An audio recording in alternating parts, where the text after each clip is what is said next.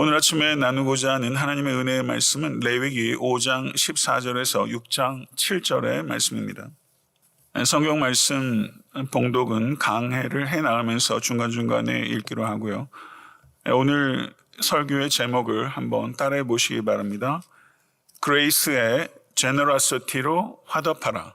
네, 그레이스의 은혜의 제너러시티, 관대함으로 화답하라. 이것이 오늘 본문의 제목입니다. 제목을 잘 기억하시고 오늘 말씀을 또 마음으로 받으시는 우리 모두가 될 수 있게 되기를 바랍니다. 오늘 본문 말씀은 이스라엘의 5가지 제사들 가운데 마지막 제사인 속건제에 대한 규례입니다. 속건제, 제사의 내용을 우리가 이해하고 또 우리의 삶에 적절하게 적용하는 게 결코 쉬운 작업은 아닌 것 같습니다. 속건제, 속은 속할 속자입니다. 건은 허물건자입니다. 허물건자. 영어로는 reparation offering. 생소한 영어 단어죠. reparation offering. 그래서 이 속건제는 배상의 제사입니다. 배상의 제사. 이 속죄제와 속건제는 죄를 속하는 제사인데요. 속죄제와 속건제를 어떻게 구분할 수 있는가 했을 때 배상의 여부에 관계되는 것입니다. 그래서 속건제는 배상을 하는 물질적인 손해를 끼쳤을 때 그것을 배상하는 제사라고 할 수 있습니다. 5장 14절에서 19절의 말씀은 부주의로 범한 죄에 대한 속건제에 대한 규정이며 6장 1절부터 7절까지는 고의적인 죄에 대한 속건제로 구분할 수 있습니다. 5장 14절에서 16절의 말씀을 제가 읽어보도록 하겠습니다. 여호와께서 모세에게 말씀하여 이르시되 누구든지 여호와의 성물에 대하여 부지 중에 범죄하였으면 여호와께 속건제를 드리되 내가 지정한 가치를 따라 성소의 세겔로 몇 세겔 은에 상당한 흠없는 순양을 양떼 중에서 끌어다가 속건제로 드려서 성물에 대한 잘못을 보상하되 그것의 5분의 1을 더하여 제사장에게 줄 것이요 제사장은 속건제의 순양으로 그를 위하여 속죄한즉 그가 사함을 받으리라. 이렇게 말씀하고 있습니다. 성소의 성물을 부지 중에 오용하거나 유용한 것에 대해서 드리는 제사를 언급하고 있는데요. 성소의 성물을 부지 중에 오용하거나 유용하게 된 것은 하나님께 손해를 끼친 것으로 이해하는 것이고 그것에 대해서 하나님께 배상하는 제사를 여기에 언급하고 있다고 할 수 있습니다. 그런데 여기에서 속건제는 자신이 무슨 일을 하는지 충분히 알고도 성물에 대해서 범죄한 경우에는 속건제를 통해서 속죄받을 수 없습니다. 예를 들면 여호수아서에 나오는 아간의 범죄. 아간은 하나님께 바쳐진 전리품을 의도적으로 취해서 섬겼습니다. 그와 그의 가족은 속건제를 통해서 용서받을 수 없습니다. 5장 17절 19절을 보게 되면 두 번째 속건제를 드려야 되는 경우가 언급되어 있는데요. 17절 19절의 말씀 제가 봉독하도록 하겠습니다. 만일 누구든지 여호와의 계명 중 하나를 부지 중에 범하여도 허물이라 벌을 당할 것이니 그는 내가 지정한 가치대로 양떼 중 흠없는 순양을 속건제물로 제사장에게로 가져갈 것이요 제사장은 그가 부지 중에 범죄한 허물을 위하여 속죄한즉 그가 사함을 받으리라. 이는 속건제니 그가 여호와 앞에 참으로 잘못을 저질렀음이니라. 이렇게 말하고 있습니다.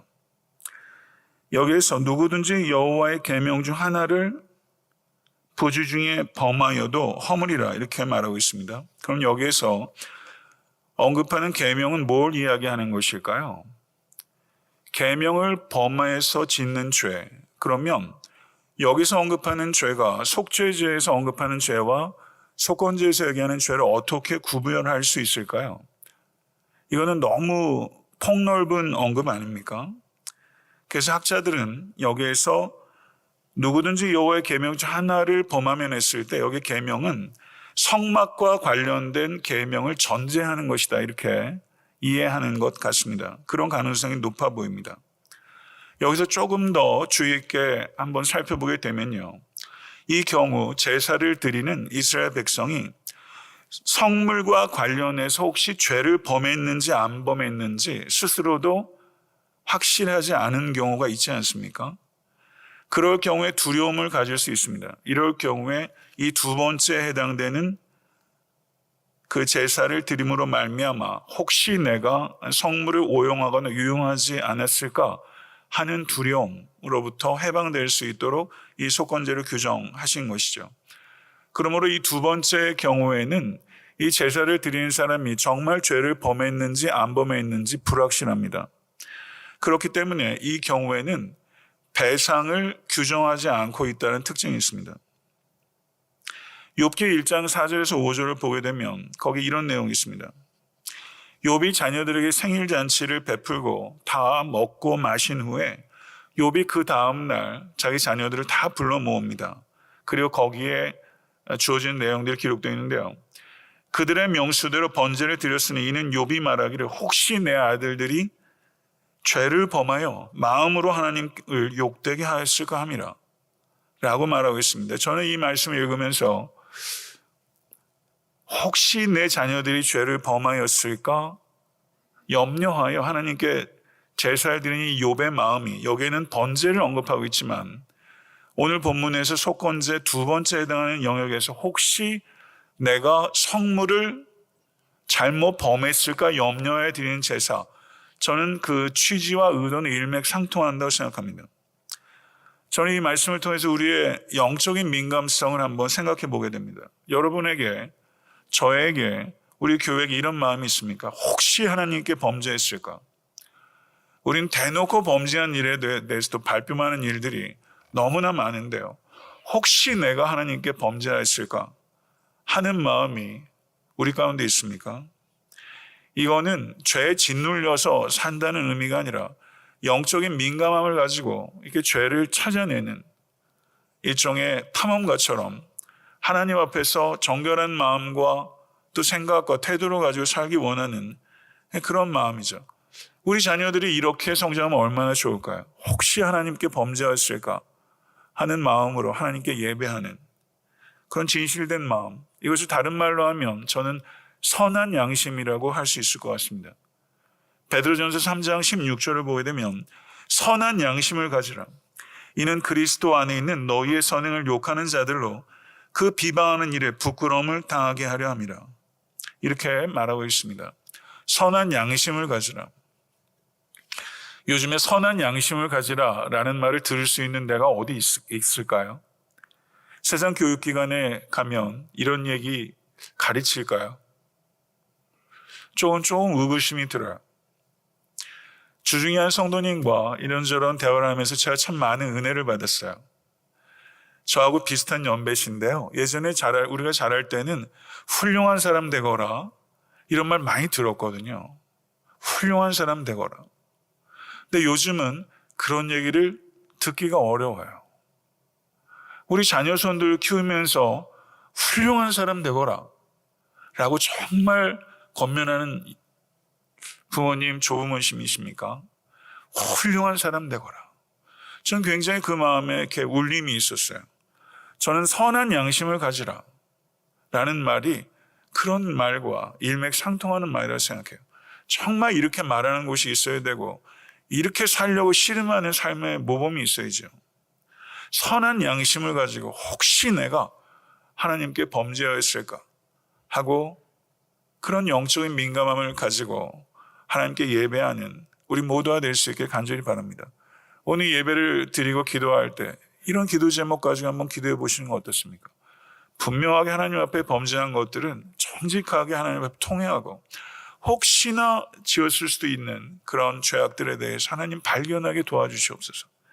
선한 양심을 개발하게 도와주시옵소서. 세상의 윤리학에서 이야기하는 양심과 성경에서 얘기하는 양심은 다른 것입니다. 세상의 윤리학과는 달리 성경에서 얘기하는 기독교 윤리는 하나님의 의의 빛으로 말미암아 형성되는 윤리입니다. 그리고 이 윤리, 이 선한 양심은 계속 개발되고 민감해지고 성장하게 되는 것이죠. 그런 선한 양심이 우리 가운데서 태어날 뿐만이 아니라 계속 개발되고 성장할 수 있게 되기를 간절히 소원합니다. 이제 속건제 제일 마지막 부분에 해당하는 6장 1절부터 7절의 말씀을 읽겠습니다.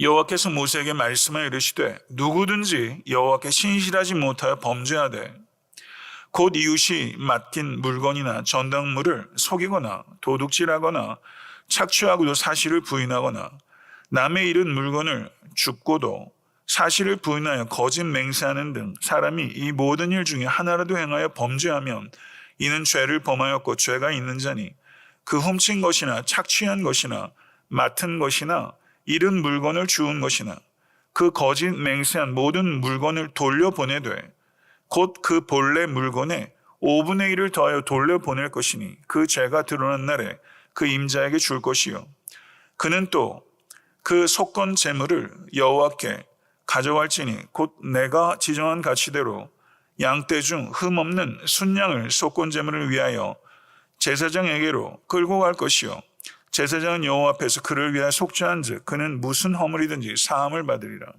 아멘.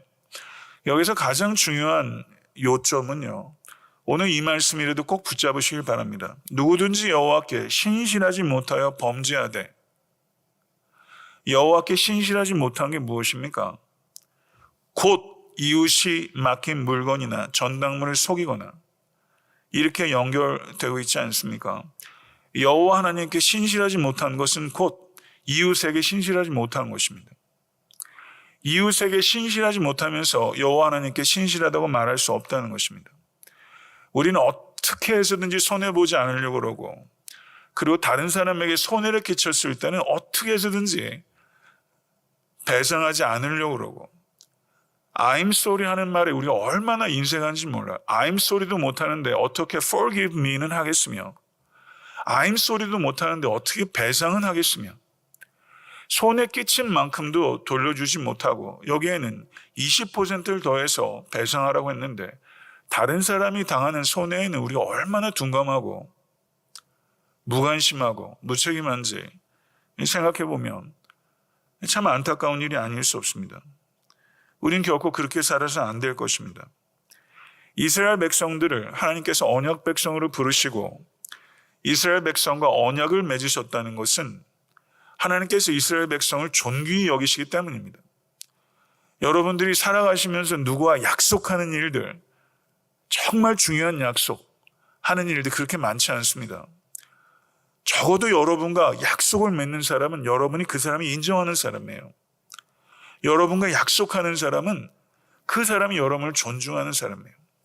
하나님께서 우리에게 약속하시고 언약하셨다는 것은 그 언약에 묶이셨다는 것을 나타내는 것이고, 하나님께서 우리를 그만큼 존귀한 존재, 책임적 존재, 윤리적 존재로 하나님께서 우리를 격상시켜 주신 거예요. 선악과 하나님께서 우리를 윤리적 존재로, 하나님의 형상을 가진 존재로 우리를 격상시키신 거예요. 맛있는 과일 혼자 드시겠다고 하신 것이 아니라는 거예요.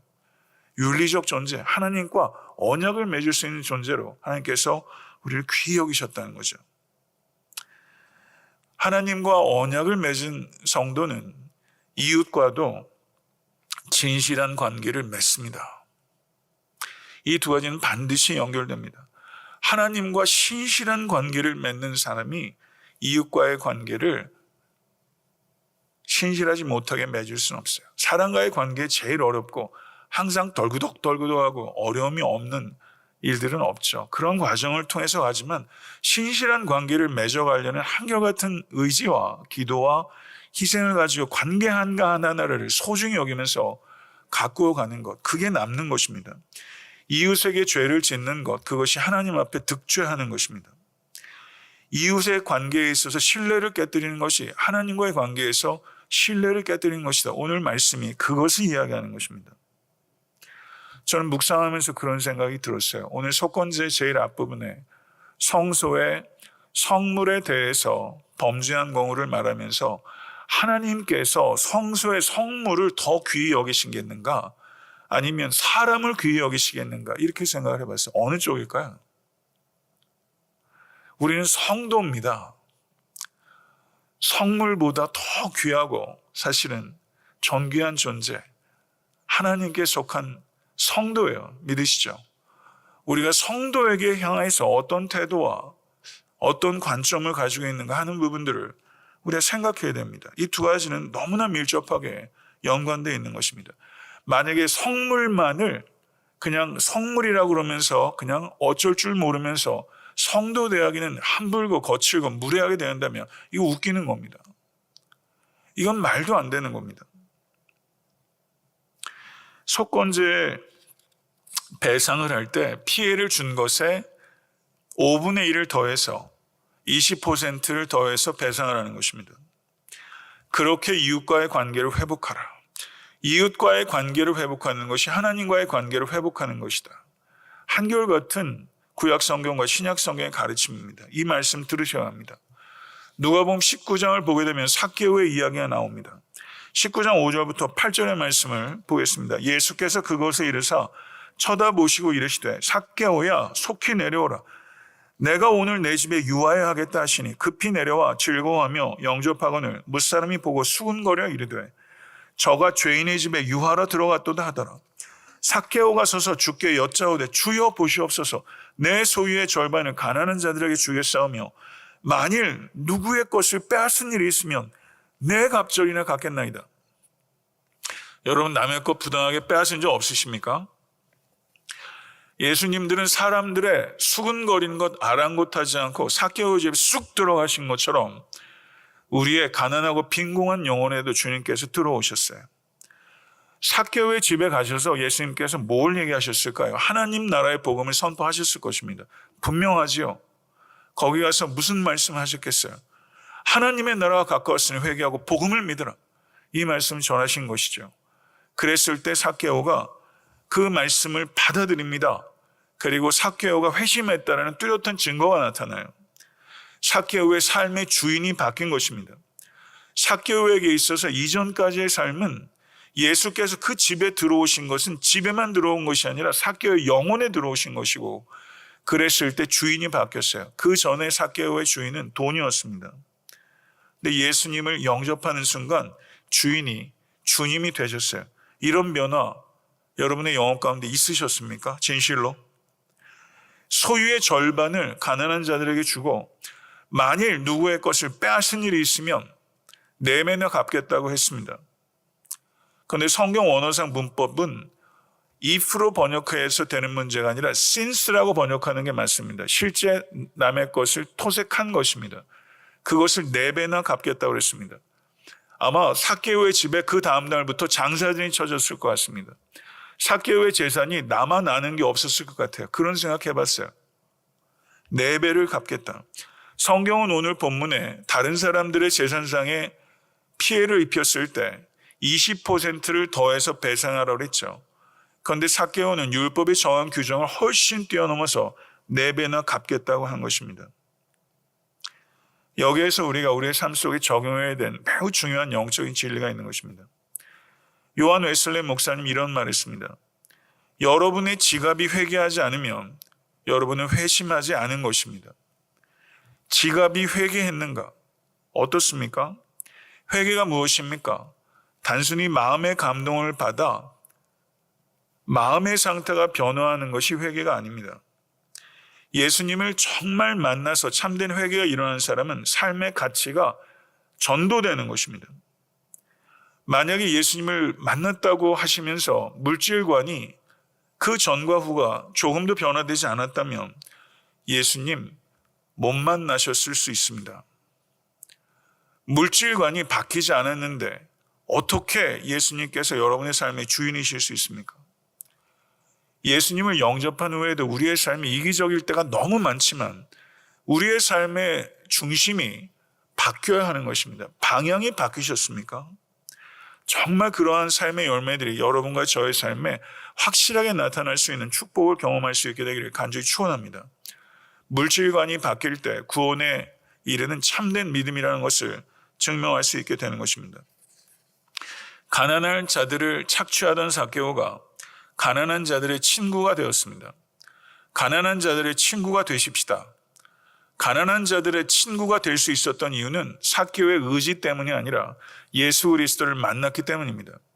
예수 그리스도를 만난 사람은 누구에게도 친구가 될 수 있는 것입니다. 어리석은 부자에 불과했던 이 삭개오 세리장이 하나님 앞에서 부유한 자가 된 것입니다. 저는 여러분들이 정말 하나님 앞에서 부유한 성도가 되실 수 있게 되기를 우리 주 예수 그리스도 간절히 축원합니다. 누가복음 12장 25절에서 27절을 보게 되면 약대가 바늘귀로 들어가는 것이 부자가 하나님의 나라에 들어가는 것보다 쉬우니라 하신대. 듣는 자들이 가로되 그런즉 누가 구원을 얻을 수 있으리까? 가라사대 무릇 사람이 할 수 없는 것을 하나님은 하실 수 있느니라. 이 말씀 어떻게 들으십니까? 삭개오의 별명을 이렇게 붙일 수 있다고 생각해요. 바늘귀로 들어간 낙타. 바늘귀로 들어간 낙타라고 할 수 있죠. 삭개오는 그 바늘귀로 들어갔어요. 이러한 극적인 변화가 예수 그리스도의 은혜로 말미암아 벌어지게 된 것입니다. 누구보다도 더 짠돌이었을 거라고요, 삭개오가. 다른 사람 비난 그렇게 들으면서 돈이라도 벌어야 되겠다 생각하지 않았습니까? 그런데 삭개오가 예수 그리스도의 그레이스를 경험하니까 삭개오가 제너러스한 사람이 된 거예요. 예수 그리스도의 은혜를 진실로 경험하는 모든 건속되실 수 있게 간절히 축원합니다. 예수 그리스도의 그레이스를 정말 경험한 성도는 generosity로 응답하게 되는 것이죠. 예수 그리스도의 긍휼을 경험한 성도답게 긍휼로 가난한 자들을 위해서 버겁도록 베푸는 삶을 살아가시는 모든 권속되실 수 있게 되기를 우리 주 예수 그리스도는 간절히 축원합니다. 물질 간의 변화가 있어야 됩니다. 삶의 주인이 바뀌어야 됩니다. 이 주인이 바뀌었다는 명백한 증거가 여러분의 삶 가운데 그리고 에탄한테 섬기는 교회 가운데 뚜렷하게 나타날 수 있게 되기를 간절히 소망합니다. 그레이스의 제너러시티로 화답하라. 멋진 인생이죠. 그렇게 살아가실 수 있게 되기를 바랍니다.